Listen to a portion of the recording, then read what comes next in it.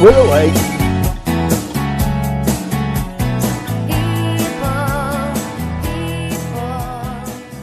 Hi, I'm Frank Warwick from Frank Warwick Baits, and I'm at the Bluebell complex and near Peterborough, and I'm fishing the Mallard Lake, which is the runs water of the particular waters on this place.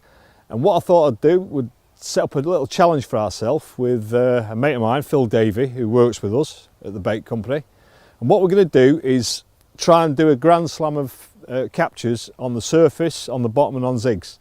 So Phil started on the surface and probably going to switch to zigs, and I'm going to start on the bottom and see what happens. And it should be a real bit of fun this, so let's go and have a look at what's going on.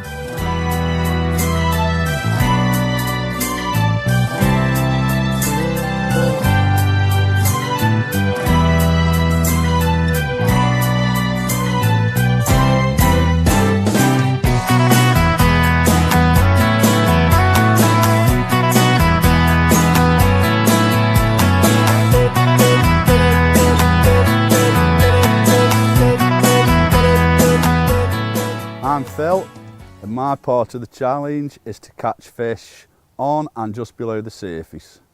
To achieve this, I'll be using zigs and, in my opinion, the ultimate floater fishing method, which I'll show you now. This is the rig. It's basically a very, very strong setup that keeps all the line out of the water, enabling you to fish for the carp in a very stealthy manner, but with really, really heavy tackle.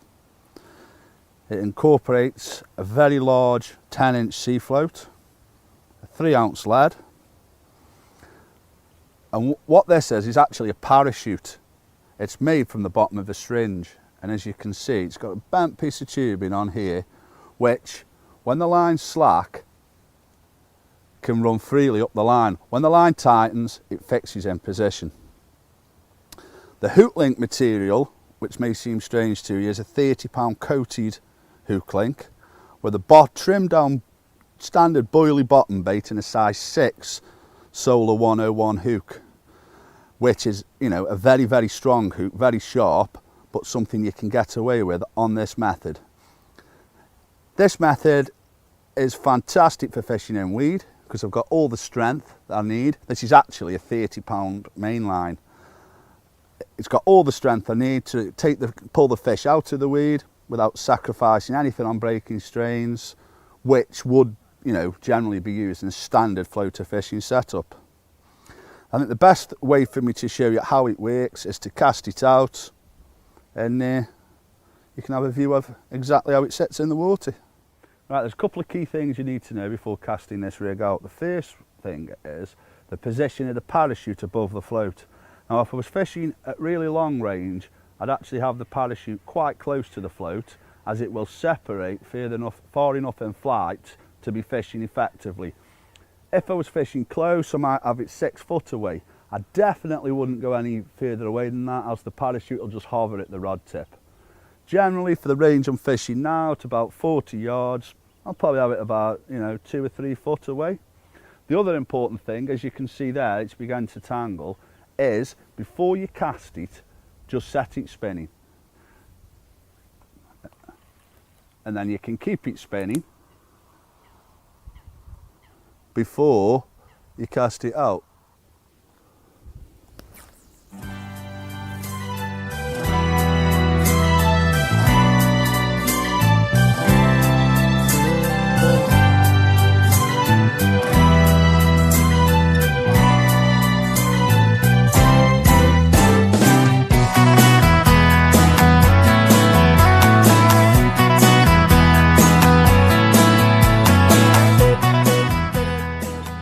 Upward away, there's one.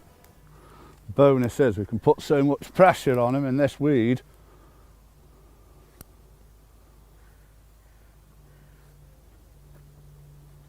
He's coming now because we've got the strong tackle, and there's a fish. He's up on the surface now and we're playing him. This is where this rig's a massive edge over normal floater fishing tactics, because I'm basically fishing a 30-pound hook link and 30-pound line. with a big strong sharp hook on, 6 solely 101, which won't bend. You can see this fish is going from weed bed to weed bed. On a normal floater fishing rig now, you wouldn't have a prior. That fish is right in the middle of a thick weed bed. We're trying to pull the fish and the weed bed in together. You can see the weed bed now. Look at the weed bed I've pulled out with a carp somewhere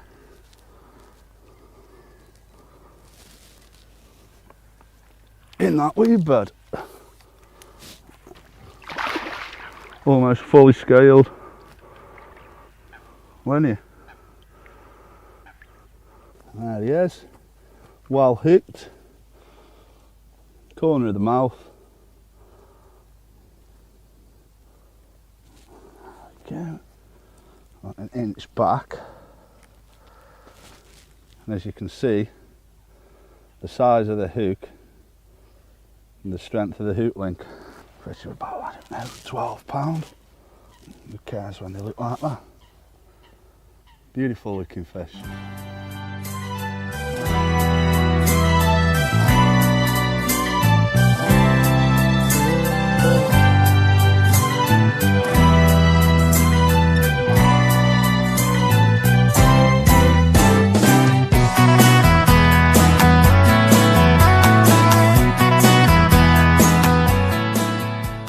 Right, so I'm in my swim on Mallard. I've never fished this place before, strangely enough. I've fished all the other waters on the complex, which have got the bigger fish in, which is more my bag really, to be honest. But because we're doing this little challenge, we thought we'd go on here where there's a good chance of some action, for sure, definitely. You're probably wondering how I've approached the swim. Nothing fancy. I don't start off with a marker float like a lot of people do. Because if the fish are in situ, I don't want to be frothing it to a foam, you know. This is my way of fishing it. Some people always want to know exactly every depth and every contour of what's out there. I'm not so fussy about that. There was a few fish showing this morning, so I thought I'd just slip 2 rods in with PVA bags on.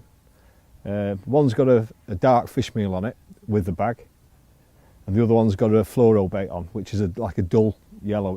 It's a pH special. And on the other rod, I've just used the chod rig because there's quite a lot of weed, and I thought I'd feel it down and see how that performed against the bags. If you want to know what gear I'm using, because I'm using bags, I'm using shock leaders. I'm using nylon, 30 pound, and I do use fluorocarbon leaders quite a lot. And I'm using quite heavy leads. I've got 5-ounce leads on because that's my bag. I normally use heavier leads because they're more efficient for pricking fish. I've found that over the years. I'm using the Century C2s, which is their new rod in their range. Beautiful things as well. They're the best rod I've ever come across as a compromise between a casting rod and a playing rod, to be fair. You know, there are rods in their range that will cast further, but these just seem the perfect compromise for all my general fishing. I'm using the Shimano Technium reels, the brand new ones with the bait run on the front. The 12,000s XTBs. You're probably looking at the indicators and thinking, what are those? You know, they're quite unusual. A lot of people use just hangers on small chains, and I think, with all due respect, they're crap. You might as well just put your wife's earrings on there, because you're not getting any kind of indication with drop backs, or, you know, when you're getting fiddly takes. These, because they're spring loaded on a wire, they're made by Defiant MPS, by the way, a guy called Keith Fielding who does bespoke indicators, and they're not very expensive because he makes them all himself. But when you get a drop back, because it's spring loaded, they're actually showing it instantly, any kind of movement, and I prefer these. I've got different wires for different kinds of fishing. If I'm fishing on the continent at big ranges using a boat, I use the very heavy loaded ones, and they'll show me a drop back or any kind of movement instantly. I'm using Delkims. I'm really used to these, my favourite indicators. I fine tune them to whatever, you know, situation I find myself in, and as far as I'm concerned, they're the best for me. You probably notice I'm using the snag ears as well. I tend to leave them on all the time, and so I don't have to mess around putting them on if I'm snag fishing or whatever and unscrewing everything. I just have them on constantly, and that's it basically. Oh, the line, I'm using Ultima line in £14, and it's the Pro Green, cracking casting line and dead durable, so I'm finding that quite nice. Very happy with it, and yeah, so that's my setup. Okay, so we've talked about the rigs and what I'm using and everything, so let's get all 3 rods cracked out.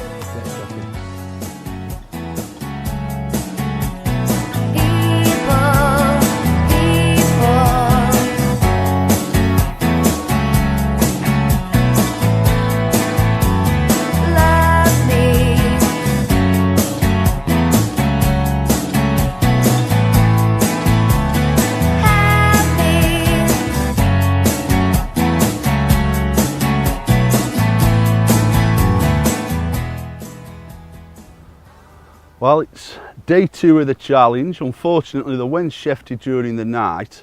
The fish that were in front of me have moved on the wind. So I had a little scoot round this morning, found a few fish on a nice shallow bar out in this new swim, and we're going to see if we can catch a couple.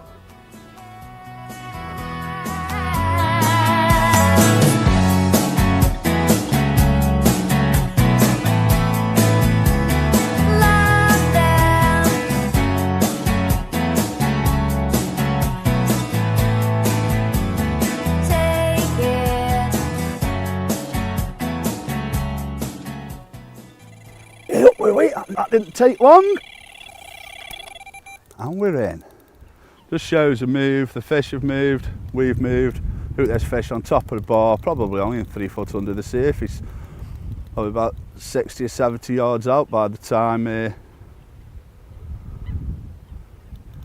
I'd waded and cast. Don't feel a bad fish. Solid bag again. Frank Warwick baits, fruit juice wafted. One of the barrels that we do. Feels a nice fish. Nice. Quite a bit of weed out here. Take his time, obviously, just using a small hook. It's a nice common carp. It's a good upper double. And incredibly fit in this place. The oxygen levels must be ridiculous because they just do not want to give up.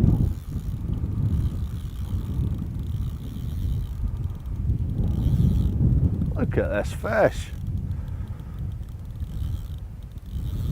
Pull, pull, pull, pull, pull.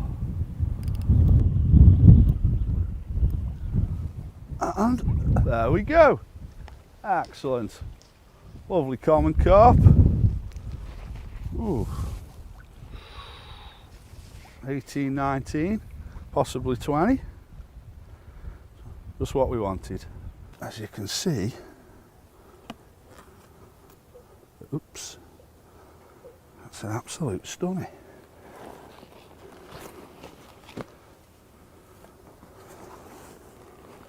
Let's check all his fins, the line flat against his body.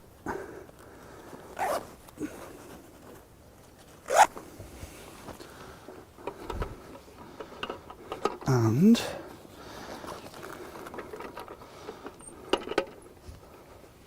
we have 18 pounds. As I say, it was caught on a little 12mm fruit juice wafted barrel, obviously from Frank Warwick baits, with the pellets and the stick mix combined in a solid PVA bag. It was just a one bite tactic, but a fantastic one bite tactic. And I'll just roll it over it, show you the best side. And there we go. A little dip. Absolutely stunning little fish. Not so little, 18 pound, fought really hard. Got some chuffed to bits with that. Fantastic. Thank you very much. Put it back.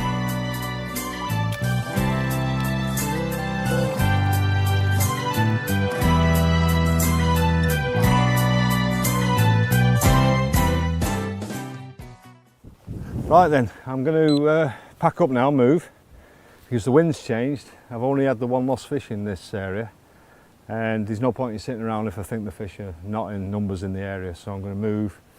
I've seen some fish over the other side, quite close in, 30 yards out, so I'm going to get round there as fast as I can and see if we can do something there.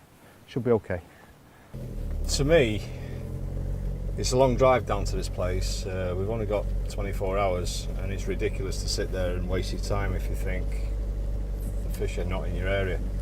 Okay, it's a mither if you've got quite a bit of kit with you, you've got to pack up and shift. But as we've always said, 1 hour in the right place is better than 20 hours in the wrong place. So a couple of hours wasted, even if it takes 2 hours to move, is well worth it. So that's my philosophy. And there's many a time when I've moved at the end of quite a frustrating session, and I've just had a half a day or a few hours in the new swim that I've moved to, and it's caught me some of the most memorable fish I've ever had. And you know, it's better than going home with your head in your hands thinking, why didn't I move?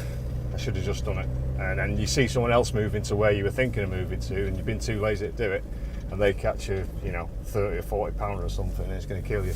So I just move at the drop of an hat, even though I must hold my hands up and say I'm not one of these anglers that travels light, with just a bare minimum of gear. I like to have food, drinks and plenty of bait and options, so I have quite a lot of gear with me. I'm not a lightweight, but I still move. Even if I have to move in the middle of the night, I'll do it, because you can always catch up with a sleep in the day. So, once your rods are out and fishing, you've cracked it. And that's my philosophy, so that's how I think you should view carp fishing if you're serious about it.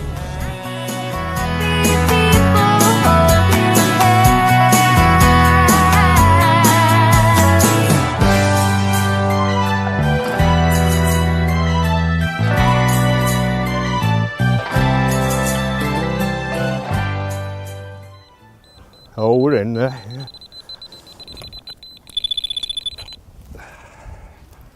Yeah.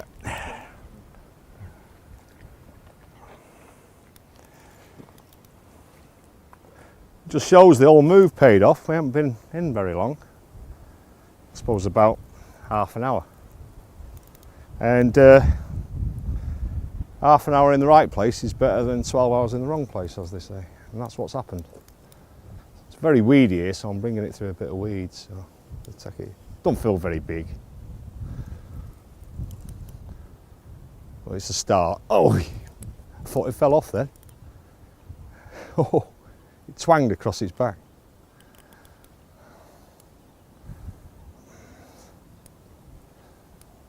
Oh, it's woke up a little bit now.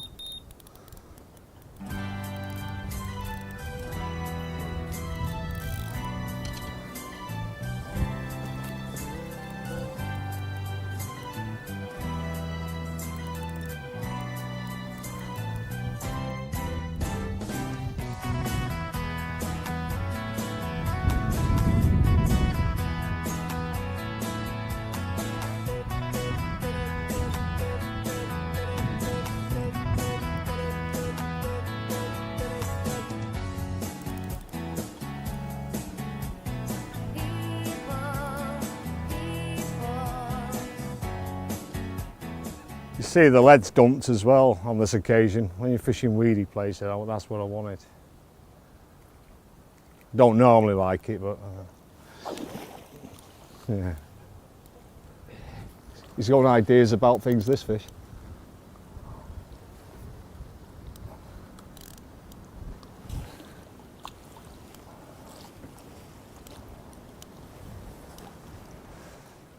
Well, the bait that I caught it on remains a mystery because it's disintegrated. I think it's a bait special. Just out of curiosity away. I wouldn't normally weigh, a double or something like that, but it's part of this thing. So you might be curious, so it's as well to show it, isn't it, I guess. Yeah, I guessed it 18 to 19. It's just under 19 pound, or just about 19 pound.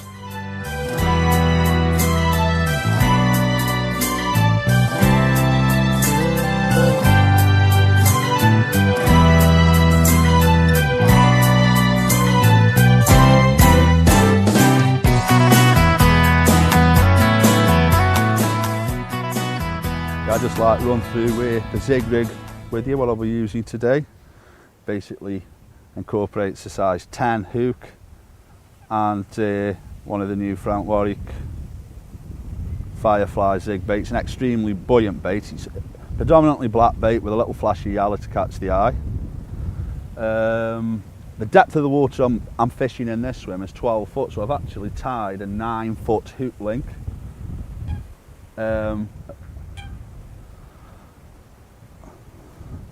The lead arrangement is a lead clip, no tail rubber, trimmed down. So what basically happens is, as soon as the fish picks the bait up and gives it a shake, the lead falls away, which is imperative when playing fish with zigs because of the nature of the light hook link. This is a 0.22 diameter hook link. Although it does break to about 11 pound, it's still going to only have the abrasion resistance of a 0.22 line, which is around 4.5, 5 pound in breaking strain, so you don't want a lead on. I actually tie it Palomar to Palomar to give the maximum strength on a pre-stretched hook link. A knotless knot with a pre-stretched hook link, waste of time, they just fracture and break way down on the stated breaking strain of the line. So by doing it Palomar to Palomar, you get the maximum strength.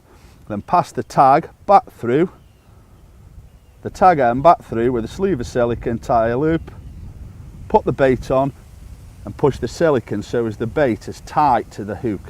Try and keep the bait tight to the hook. A lot of people will tell you to have it away from the hook. You'll hook more fish. Now you might hook more fish, I don't disagree with that, but I promise you, if you keep it tight to the hook so as this bait and the hook become one and the silhouette is one, you will get a lot more you'll get a lot more takes, a lot more takes, and that's the best tip I can give you. So I'm going to put that lead back on, cast it back out and see if we can catch one.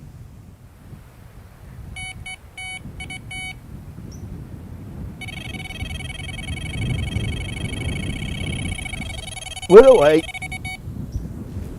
A little bugger has decided to swim round the rushes into a little bay. Because I've hooked him on a zig, I can't put much pressure on him, so I'm just hoping now as he decides to swim out. I put the zigs out, saw a couple of fish, just put a bare lead out, guessed that the water was about 12 foot deep. Put a couple of 9-foot zigs out, lost a fish straight away. Thought that's it, the slam's finished now, as it's getting late. And recast the rod to the fish that showed, and it took it before he had a chance to put the bobbin on. Yeah, we had a bit of result there, as he's decided to kite back out of the weed into open water. He's got quite a bit of weed on him, and fingers crossed now we can complete the slam with a zig caught fish, which has been an absolute nightmare for me. From dinner time onwards, I've been trying to persevere on the zigs, knowing full well that I could have caught off the bottom, but that wasn't what was required. So I can't remember being so nervous playing a small carp on a zig before. It's just wallowing around now under the tip, and fingers crossed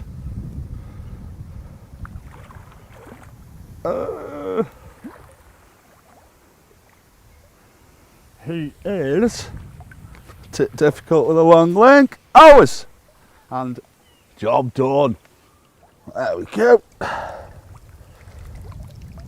Nice little fully scaled fish in the sun. And he's very welcome, as he's completed the slam that we're after. Thank you very much, my friend. So you probably noticed that Phil's achieved the challenge. He's had one off the surface, one on a zig and one on the bottom, which is not bad in these conditions because it's been dead changeable. And this is my second one on the bottom, so the power of the baits is good and they're working nicely. Right, there we are. So to conclude, I'll just pop it back. and we'll see you next time on Frank Warwick Baits TV.